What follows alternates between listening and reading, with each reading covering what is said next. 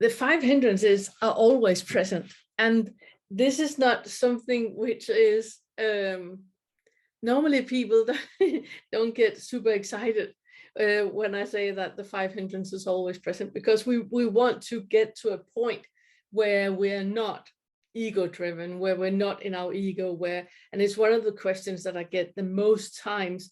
It's how do I get away from being in my ego? How do I get away from being hooked in to a reality that I really, really don't enjoy? How do I get away from that? And now I'm telling you that is never going to happen, and that the hindrances are there all the time. And I understand that it might be a little bit discouraging, but look at it this way, that something that right now might be very, very big and huge and apparent in your life, it's going to get more and more subtle. And I think it's important to realize that you can never get rid of them, because it also teaches you to embrace what is in your life right now, instead of having something which you don't want, and then you're doing everything you can to get away from that and into something else. There's no acceptance in that. There's no embracing or creating space in that. And wisdom is very much about creating unconditional acceptance to what is, and embracing you as who you are. Whenever we want to be something else, or do something else, or be in a different situation, or go somewhere, and we plan, then it's always with the ego foundation of I am not, I should be, that this what I am right now, what I have in my life right now, I don't want, I want something else. And in that, there's a lot of ignorance. There's a lot of distorted view of reality, because if you believe this to be true, then you're hooked into it.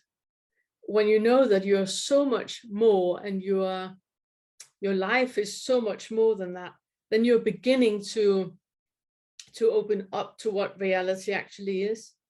And if you are not what you're identifying with, if that is not you, but it's just an illusion which you're identifying with, and you become aware of that, then you also see that there's nothing wrong with what is. Nothing needs to change, and nothing needs to happen, because it already is exactly like it's supposed to be.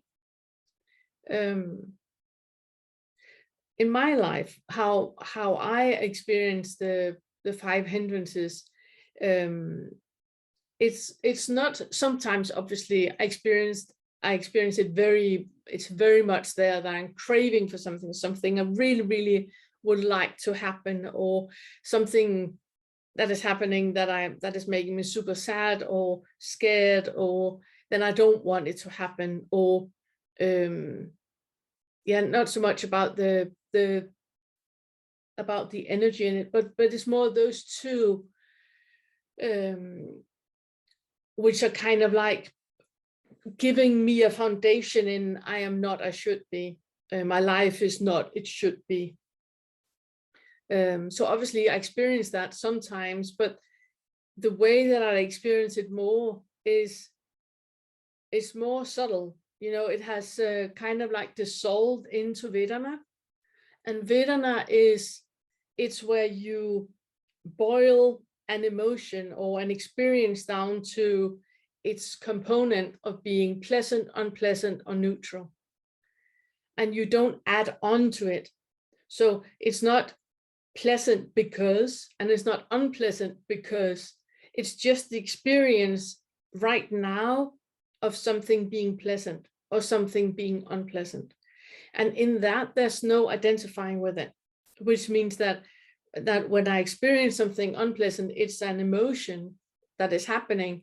And I know that the emotion will evaporate again, just like a scent that I experienced. I was in my garden earlier this morning, and it has just been raining. So there's that like lush scent of all the oils from the plants. And I know that the experience that I have of that's a pleasant Vedana, and it will evaporate again. It will, my nose will get used to the smell, and then I can't smell it anymore. And it's the same with an experience that you have in your life. That if there's something which you don't want, then you can dissolve all the hooks and all the identification in it. You can dissolve that, you can unhook, and then just have the pure experience of an unpleasant experience. And then you know that it will evaporate, it will disappear again.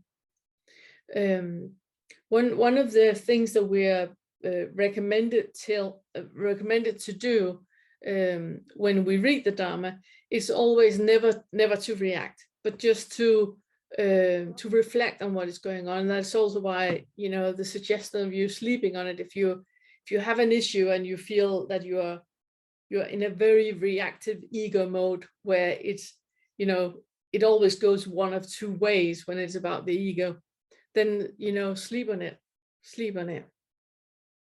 Another good advice also from the suttas,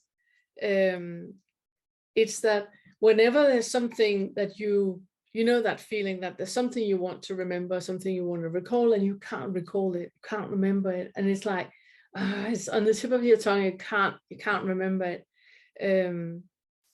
The Dharma is teaching us that it's because one of the hindrances are there. And that's a really good advice to it's no, I don't know if it's an advice, but it's really good to become aware of that. Whenever you have I really want to remember, then you're in the desire, you're hooked into the craving, there's something you want. What is right now is not the way you want it. You have an issue with accepting that you can't remember right now, and therefore you really want, oh, what's his name? I can't remember that actor, you know, I can't remember his name, you know. And then we're hooked into the desire and the wanting, the grasping of something else than what is. So it's from the very big issues in our lives into the very, very subtle and small issues. But it's just important to be aware of that it's there all the time. It's just more or less prominent in your life, but they're there all the time.